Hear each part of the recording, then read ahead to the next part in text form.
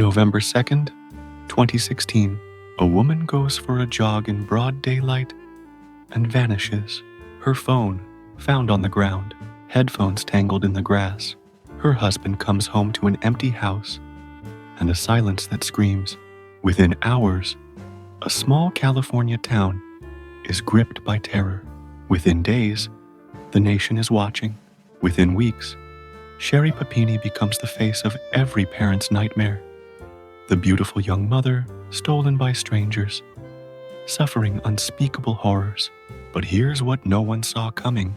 The real horror wasn't what happened to Sherry Papini. It was what Sherry Papini did. And today, we're diving deep into one of the most disturbing cases of deception in modern true crime. A story where the victim was the villain, where a community's compassion became a weapon, and where the lies cut so deep that even now, the scars haven't healed. You'll learn how investigators unraveled a hoax so elaborate it fooled federal agents, why someone would brand themselves and starve themselves for attention, and what this case reveals about our desperate need to believe. Because sometimes, the most dangerous monster isn't hiding in the shadows. It's standing in the spotlight, begging for your sympathy. Imagine living in Redding, California, Northern California, not the glittering coast, not Silicon Valley, a working-class town where everyone knows everyone, where kids ride bikes without helmets and front doors stay unlocked. It's the kind of place where true crime feels like something that happens somewhere else. To other people, November 2nd is just another Wednesday. Clear skies, temperatures in the mid-60s, perfect weather for a jog. Sherry Papini is 34 years old. Blonde, petite, the kind of woman who turns heads but doesn't seem to notice. Mother of 2 young children, married to Keith, her high school sweetheart. From the outside, it looks like the American dream. Keith works at Best Buy, managing the Geek Squad. Sherry stays home with the kids. They live in a modest house, in a quiet neighborhood. Nothing flashy, nothing suspicious. That afternoon, Sherry texts Keith around 2 p.m. She's going for a run. She does this regularly. It's her time, her escape from the chaos of motherhood. Keith thinks nothing of it. Why would he? But when Keith comes home that evening, something is wrong. The house is dark. The kids aren't home. They're still at daycare. Sherry's car is in the driveway. Her purse is inside. But Sherry? Gone. Keith calls her phone. It goes straight to voicemail. He drives the route where she usually jogs, a rural road. Trees on both sides. Not much traffic. And then he sees it. Sherry's phone, lying in the grass near the intersection of Sunrise Drive and Old Oregon Trail. Headphones still attached. Screen shattered. Keith's hands shake as he picks it up. This isn't like her. She wouldn't just leave her phone. She wouldn't abandon her children. Something terrible has happened. He calls 911 at 5:30 p.m. His voice cracks. He can barely get the words out. My wife is missing. She went for a jog and never came home. Within hours, the Shasta County Sheriff's Office mobilizes. Search and rescue teams comb the area. Volunteers flood in. Hundreds of people, neighbors, strangers. Everyone wants to help find Sherry. Flyers go up on every telephone pole. Her face stares out from gas station windows and grocery store bulletin boards. Beautiful, smiling, innocent. The local news picks up the story. Then the national outlets. Soon, Sherry Papini's disappearance is everywhere. Good Morning America, CNN, Fox News. The story has everything the media loves. A pretty white woman, a loving family, a seemingly random abduction. America is obsessed. Keith appears on television. His eyes are red. His voice is raw. He begs for Sherry's safe return. He offers a reward, $50,000. Anonymous donors chip in. The reward climbs to $100,000. then 150,000. Everyone wants to be part of bringing Sherry home. But behind the scenes, investigators are asking questions, hard questions. They look at Keith first. They always look at the husband. Statistically, when a woman goes missing, the person most likely to be responsible is someone close to her. Keith submits to a polygraph. He passes. His alibi is airtight. He was at work all day. Dozens of witnesses, time-stamped transactions, surveillance footage. Keith is not a suspect. So who took Sherry? Detectives interview her friends, her family. They dig into her past. And here's where things start to get complicated, because Sherry Papini's life isn't as picture perfect as it seems. There are cracks in the facade, small things at first, an old blog post from years ago, racist rants, paranoid conspiracy theories about Latinos. It's disturbing, but investigators don't see how it connects to her disappearance. They keep digging.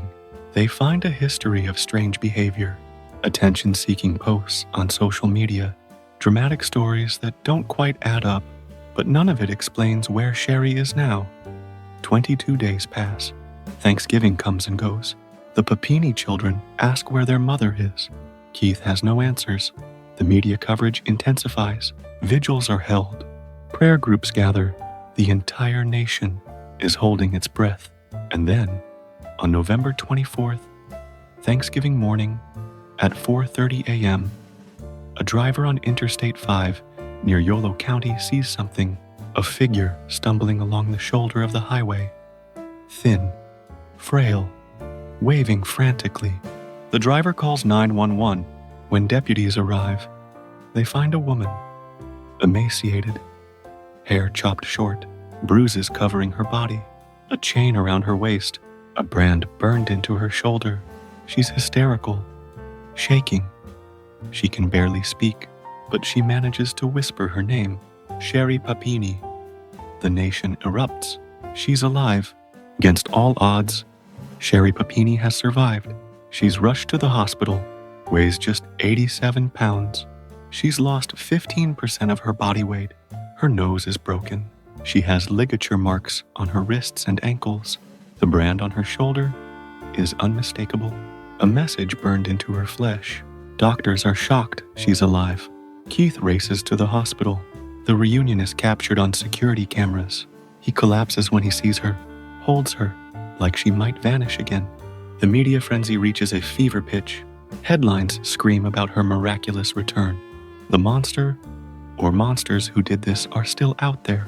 And Sherry's story, it's the stuff of nightmares. She tells investigators she was kidnapped by two Hispanic women driving a dark SUV. They pulled up alongside her while she was jogging. One of them had a gun. They forced her inside, put a bag over her head, drove for hours. She doesn't know where they took her. Some kind of room. Dark. Cold. They kept her chained, starved her, beat her, tortured her. They barely spoke English.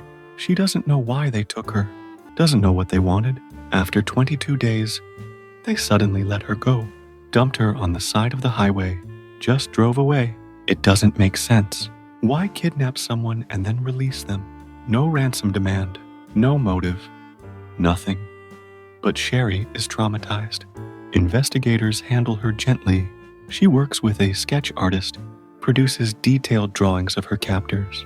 Two Hispanic women, one older, with straight black hair and thin eyebrows, one younger, with curly hair and a pierced ear. The sketches are released to the public. Someone must recognize these women. Someone must have seen something. But no one comes forward.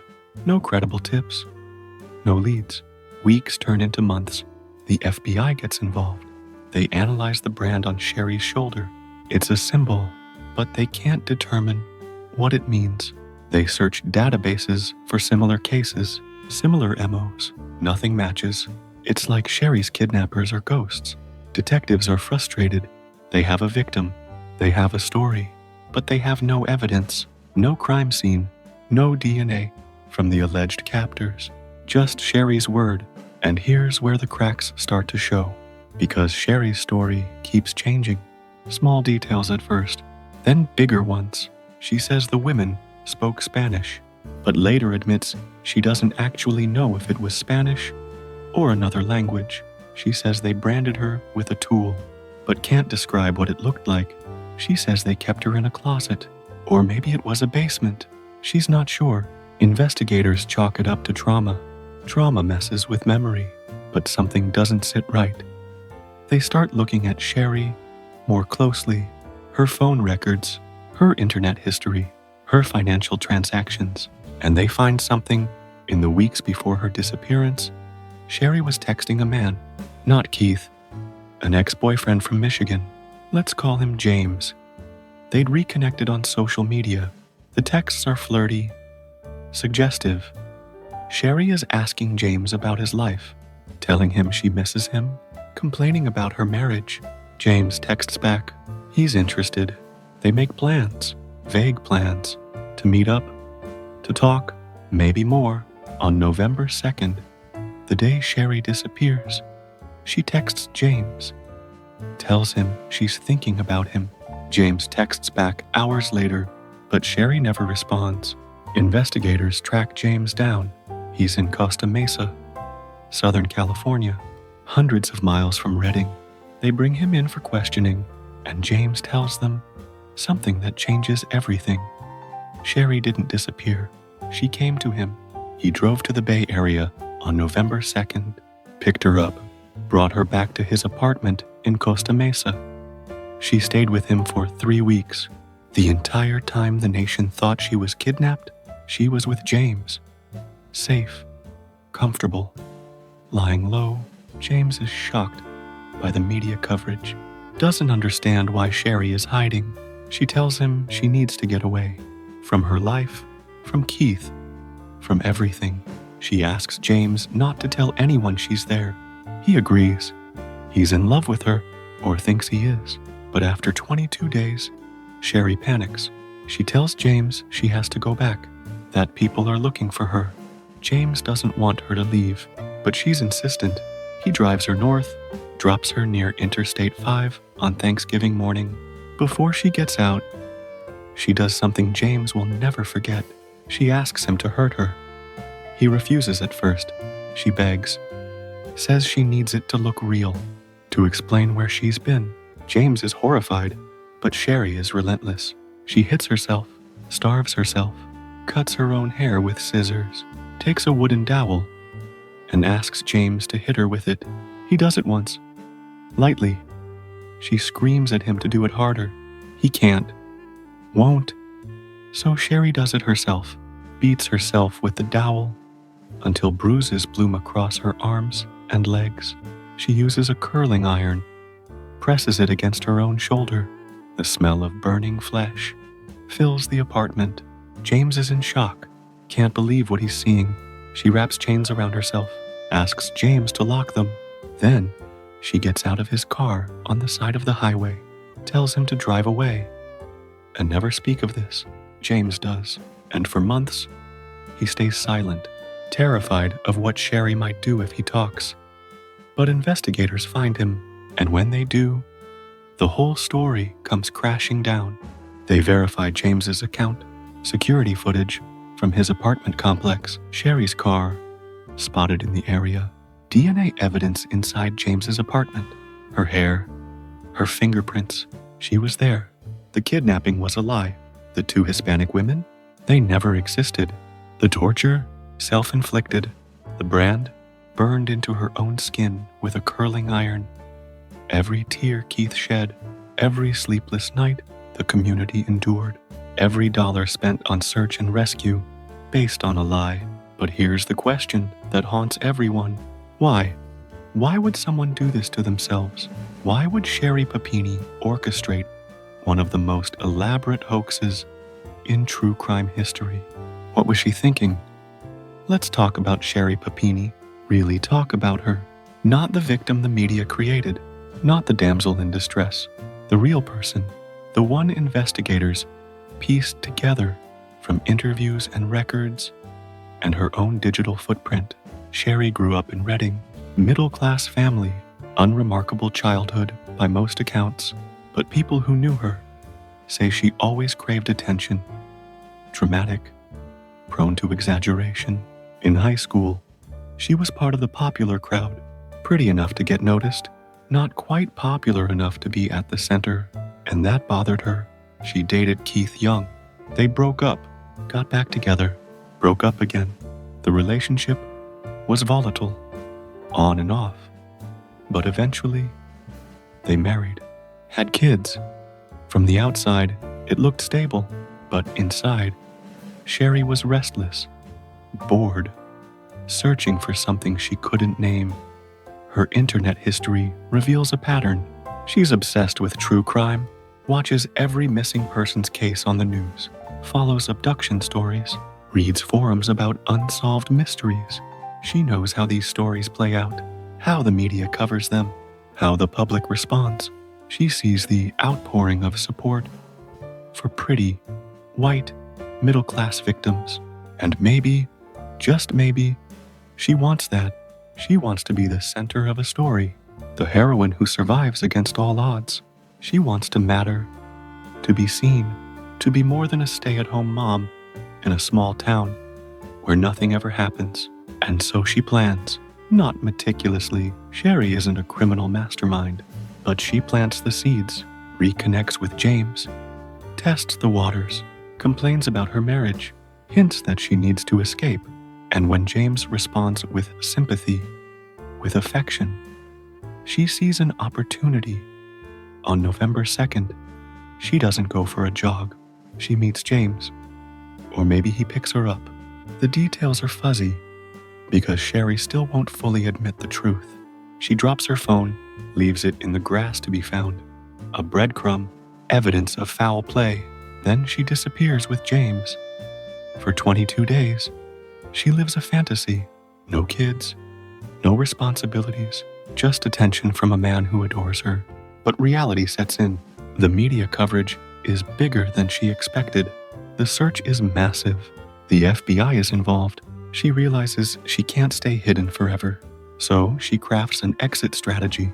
The abuse, the brand, the chains, all designed to elicit maximum sympathy, to explain her absence, to deflect suspicion.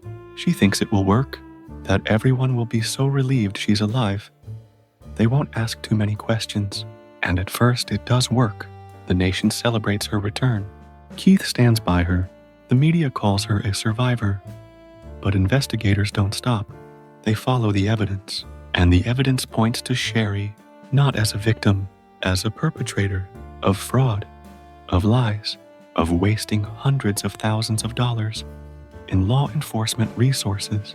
In March 2022, 5.5 years after her disappearance, Sherry Papini is arrested, charged with making false statements to federal officers and mail fraud.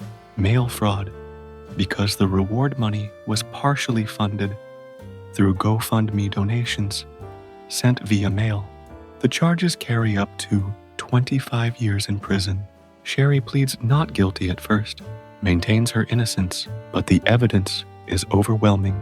James's testimony, DNA, security footage, phone records. Finally, in April 2022, she changes her plea. Guilty. In a tearful statement, she admits she lied, that she wasn't kidnapped, that she hurt herself. But she doesn't explain why. Not really.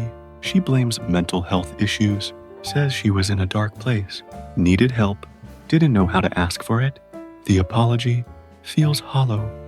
Keith files for divorce. He's been living in hell for 5 years, defending his wife, believing her story, raising their children. In the shadow of a lie, he releases a statement, says he had no idea, that he was deceived like everyone else.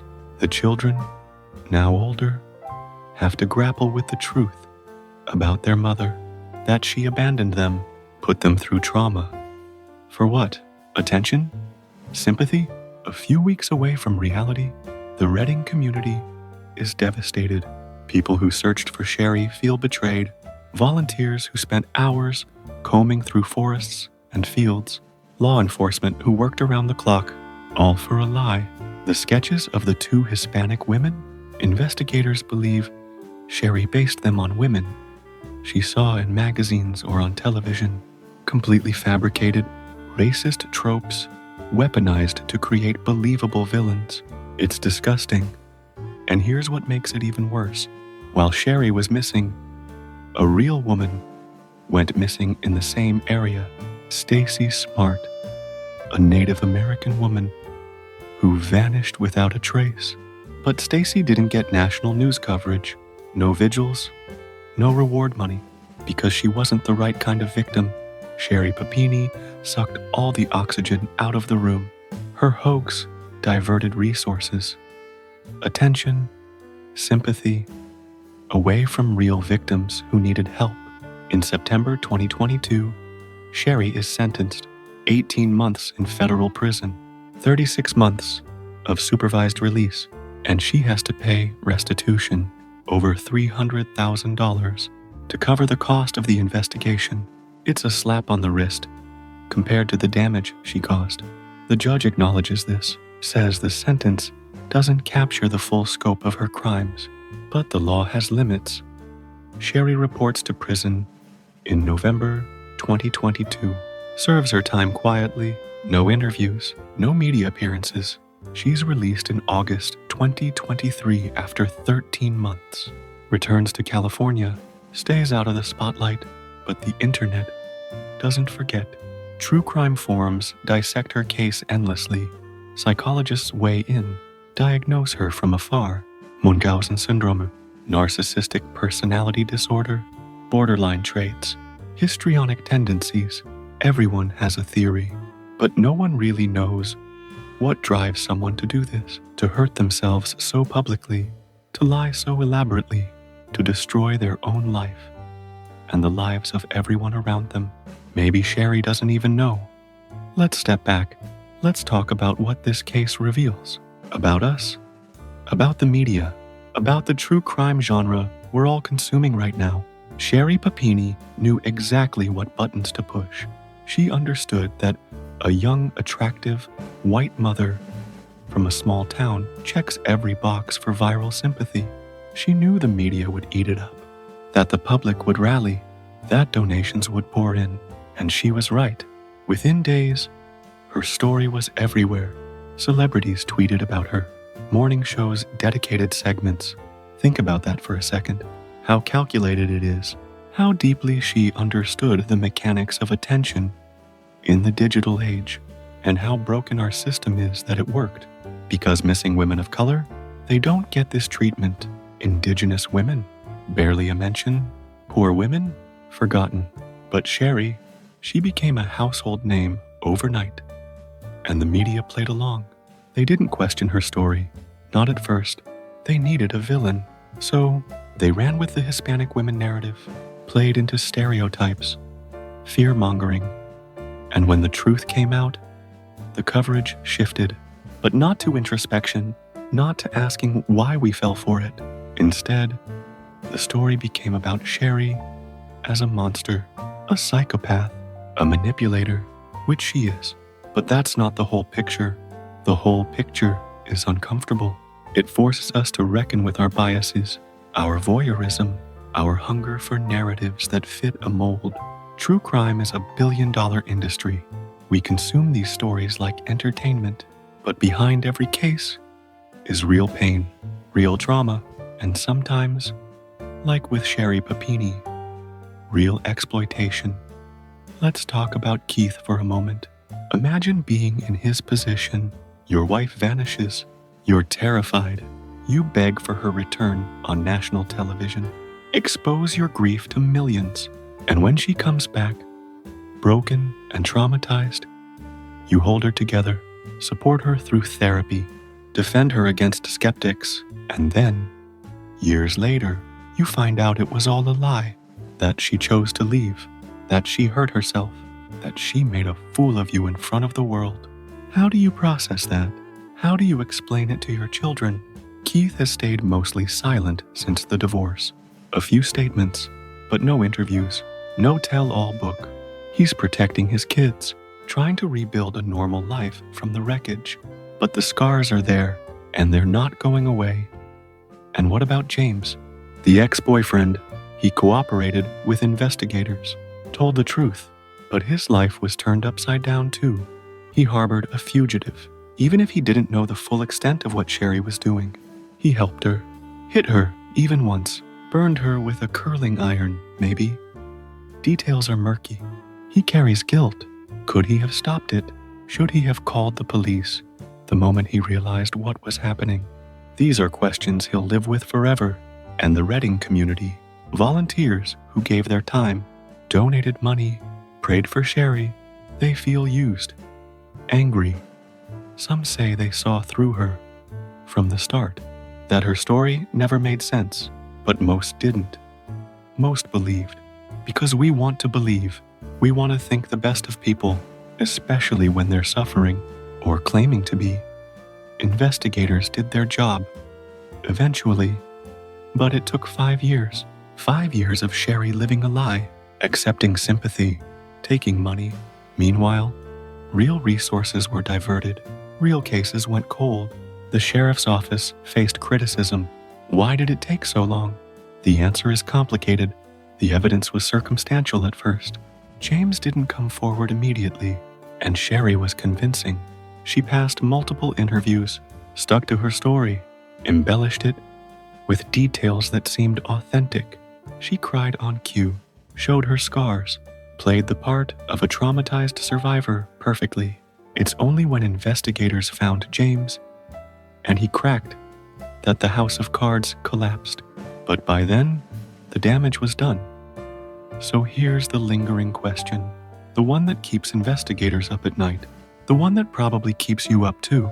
If Sherry Papini could fool an entire nation, how many other cases like this are out there? How many people have weaponized victimhood for attention, money, or control? How many real victims have been overshadowed by liars? The Sherry Papini case is extreme, but it's not unique. There are others. Jussie Smollett, faking a hate crime. Carly Russell, staging a kidnapping after claiming to see a toddler on the highway. These cases share a pattern: calculated lies, media amplification, public sympathy turned to outrage. But they also share something darker. They erode trust. They make us skeptical of real victims, make us question every missing person story, every abuse allegation, every cry for help. That's the real crime Sherry Papini committed. She didn't just lie. She weaponized our empathy and turned it into a tool for manipulation. Let's get forensic for a moment. How did investigators finally crack this? It wasn't one smoking gun. It was a mosaic, tiny pieces that didn't fit. First, the brand. Forensic analysts couldn't match it to any known gang symbol. Cult marking. Nothing. It looked random. Self-inflicted. Then the DNA. When Sherry was found, she had male DNA on her clothing. Not from her captors, from James. Investigators ran it through databases. Got a hit. James had a record. Minor stuff, but enough to be in the system. They tracked him down, brought him in. He was nervous, sweating, kept looking at the door, like he wanted to run. And when they laid out what they knew, he broke. Told them everything. The texts, the pickup, the 3 weeks in his apartment, the self-harm, all of it. Then they verified. Security footage from James's apartment building. Timestamps matched. Sherry's car, caught on traffic cameras near Costa Mesa. Her phone, pinging off towers in Southern California before it was turned off. Financial records showed James buying food. Enough for 2 people. Everything lined up. Sherry's story, on the other hand, had holes. She said the women spoke to each other in Spanish, but she didn't speak Spanish. Couldn't verify what they actually said. She described the room where she was held, but couldn't identify any landmarks, sounds, anything that would help locate it. She said they branded her with a tool, but couldn't describe the tool. Said it was hot, metal. That's it. Vague. too vague. And the sketches, the two Hispanic women, investigators showed them to hundreds of people in Redding, in surrounding counties, across California. Not one credible lead. It's like these women didn't exist because they didn't. Sherry made them up based on stereotypes, on faces she'd seen in passing, on her own imagination. And that's the thing about liars. They trip up on the details. The big lie might be convincing, but the little lies surrounding it, they pile up, contradict each other, collapse under scrutiny. Sherry thought she was smart, thought she'd covered her tracks, but she underestimated the tenacity of investigators and the power of evidence. When confronted with James's testimony, Sherry had a choice: come clean or double down. At first, she doubled down, said James was lying, that he was obsessed with her, stalking her, that maybe he was involved in the kidnapping. It was a desperate play, and it didn't work. The evidence was too strong. Her own text messages, flirty, willing, asking to see him. No sign of coercion, no sign of fear. She was trapped, and finally, she admitted it. But even then, she tried to control the narrative, said she didn't remember everything, that she was in a dissociative state. That mental illness made her do it. It's a convenient excuse, and maybe there's some truth to it. Maybe Sherry does have mental health issues, but that doesn't absolve her, doesn't undo the harm, doesn't give back the time and money and trust she stole. Let's talk consequences. Real consequences. Beyond the prison sentence, Sherry lost her marriage, her children, her reputation. She'll never be anonymous again. Google her name. This case is the first thing that comes up. It will follow her forever. She can't get a job without employers knowing, can't date without partners finding out, can't move to a new town and start fresh. The internet is permanent, and so is her infamy. Keith has custody of the children. Sherry has limited visitation, supervised at first. The kids are in therapy, trying to process what their mother did, trying to understand why. They're victims too. Collateral damage in Sherry's desperate bid for attention, and they'll carry that for the rest of their lives. The financial cost is staggering. Over $300,000 in restitution. Sherry will be paying that off for decades, if she ever does. She works a low-wage job now, lives with family, can barely afford rent. The GoFundMe donors, they didn't get refunds.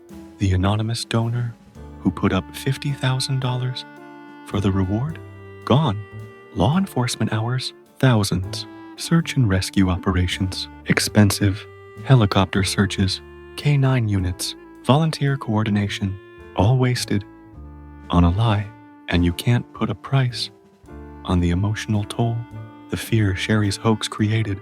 Parents in Redding keeping their kids inside, women afraid to jog alone, a community living in terror of phantom kidnappers who never existed. That fear had consequences, changed behaviors, altered lives. And what about future victims, real victims? When someone goes missing now, there's a whisper, a doubt. What if they're another Sherry Papini? What if this is a hoax? That suspicion can delay investigations, slow response times, cost lives. Sherry didn't just lie about herself. She poisoned the well for everyone who comes after her. Every missing person case now carries the shadow of her deception. And that's unforgivable, because real people are suffering. Real families are desperate, and Sherry made it harder for them to be believed. Let's talk about the psychology. What drives someone to do this? Experts have theories. Munchausen syndrome, a condition where someone fakes illness or injury to gain attention and sympathy. But usually, that's about medical issues, not kidnappings. Sherry took it to a new level. Factitious disorder imposed on self. Elaborate lies about trauma, abuse, victimization. It's rare, but it happens, and it's often rooted in deep insecurity, a need for validation, a belief that the only way to be loved is to be pitied. Sherry grew up feeling invisible, not special enough, not important enough. So she created scenarios where she was the center of attention, first in small ways, dramatic social media posts, exaggerated stories, then bigger, a fake kidnapping, national news, millions of eyes on her. There's also narcissism, a belief that the rules don't apply, that she deserves attention by any means necessary, that other people exist to serve her needs. Sherry showed no remorse, not real remorse. She was sorry she got caught, sorry she had to face consequences, but sorry for what she did, for the pain she caused? That's less clear. In her guilty plea, she read a statement. It was carefully crafted, vague, full of passive language. Mistakes were made. Things happened. Never. I lied. I hurt people. I'm sorry. That tells you everything. Sherry still sees herself as the victim of her own mind, of circumstances, of bad luck. She hasn't accepted responsibility, not fully, and maybe she never will. Some psychologists say cases like this are cries for help. That Sherry was genuinely struggling, depressed, desperate, that she didn't know how to ask for support, so she manufactured a crisis. It's a generous interpretation, and maybe there's a kernel of truth, but it doesn't justify the method. There are healthy ways to seek help. Therapy, hotlines, talking to loved ones. Sherry chose deception, chose violence against herself, chose to drag an entire community into her nightmare. That's not a cry for help. That's manipulation. And it's dangerous because it teaches others that the way to get attention is to fabricate trauma, to lie, to exploit empathy. And we can't normalize that. We can't excuse it. Here's what haunts me, and maybe it haunts you too. How many times have we been fooled? How many stories have we believed without question?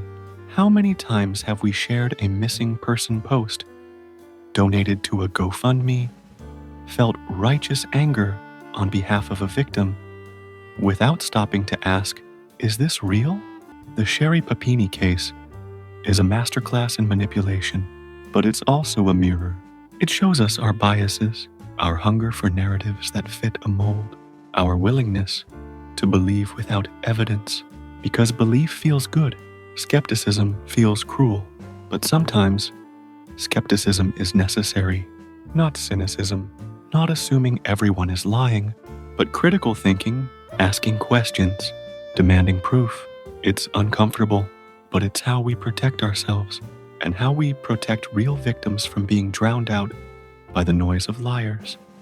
The truth is, Sherry Papini's case is rare. Most missing person reports are legitimate. Most victims are real, but her case has impact beyond its rarity. It's a cautionary tale about the dark side of empathy, about the danger of narratives that go viral without vetting, about the cost of deception, and about the resilience of investigators who don't give up, even when the story doesn't make sense, even when everyone else has moved on.